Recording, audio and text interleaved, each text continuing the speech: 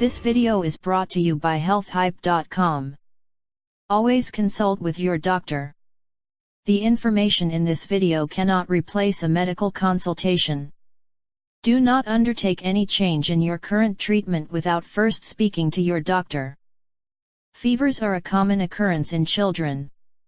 Often it is due to an infection, but sometimes transient fever may arise for no clearly identifiable reason.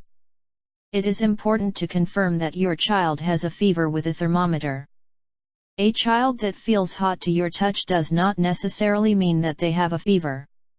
A thermometer can conclusively confirm a fever. The normal body temperature is approximately 98.6 degrees Fahrenheit. It can vary slightly but still be considered normal. However, when this temperature rises to 100.4 degrees Fahrenheit and above, then this is a fever. Your child's normal temperature can vary slightly, depending on their age. The area where the temperature is measured may also cause a variation. For example, the temperature within the rectum will usually be higher than the temperature under the arms. For easy reference, any temperature of 100.4 Fahrenheit and above should be considered a fever. One of the mistakes that many parents make when a fever is confirmed is to dress a child warmly and cover them up. This should be avoided at all costs. Heat from deep in the body is carried by blood to the tiny blood vessels under the skin. This heat is then passed out into the environment. It is further assisted by the cooling effect of sweat on the skin. The blood vessels on the skin surface widen to speed up this cooling, which causes the skin to appear redder than usual. However, when your child is dressed warmly, then the heat cannot be easily passed into the environment. This is perfect for cold weather, but not when your child has a fever. The body's cooling mechanism often malfunctions, and together with the warm clothing, the body temperature can quickly rise to dangerously high levels. Therefore, the first way to reduce the body temperature is to dress your child in light clothing. If the environmental temperature is not too low, then he or she can even stay without any clothing. Always be cautious that your child's temperature does not drop too low once the fever subsides. A lukewarm bath can also help to cool down. The water can absorb some of the heat, and the evaporation of water from the skin surface also provide a cooling effect. Never immerse your child in a cold bath with ice. This can be dangerous. Rather, try some of the other ways to reduce the body temperature or rush the child to the ER.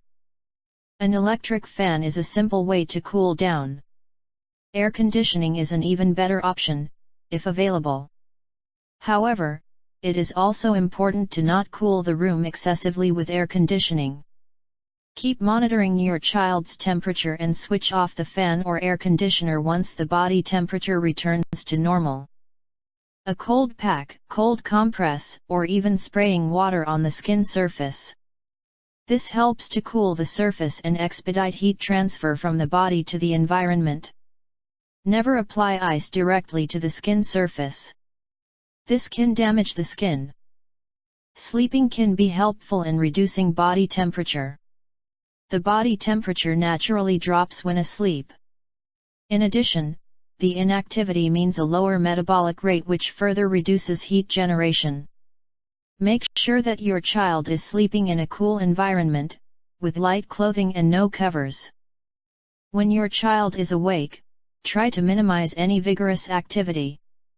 Running around and playing, especially if it is hot, should be discouraged. More physical activity means greater heat generation. This raises the body temperature. Rather opt for less physically demanding activities. Ensure that your child drinks plenty of fluids. Rehydration is essential even if there is no diarrhea or vomiting. Sweating can cause a significant loss of fluid. If your child is dehydrated, then the body tries to conserve fluids and cuts back on perspiration, which is needed for cooling down. Fever-reducing medication can help and should be used alongside other measures. Acetaminophen and ibuprofen are common over-the-counter medicines that may be used for fevers.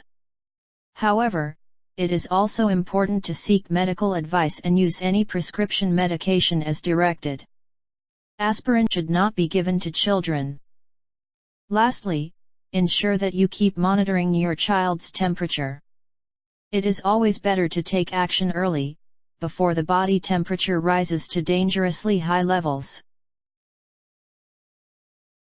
This video is a healthhype.com production. Visit our website for more information and subscribe to our YouTube channel for future videos.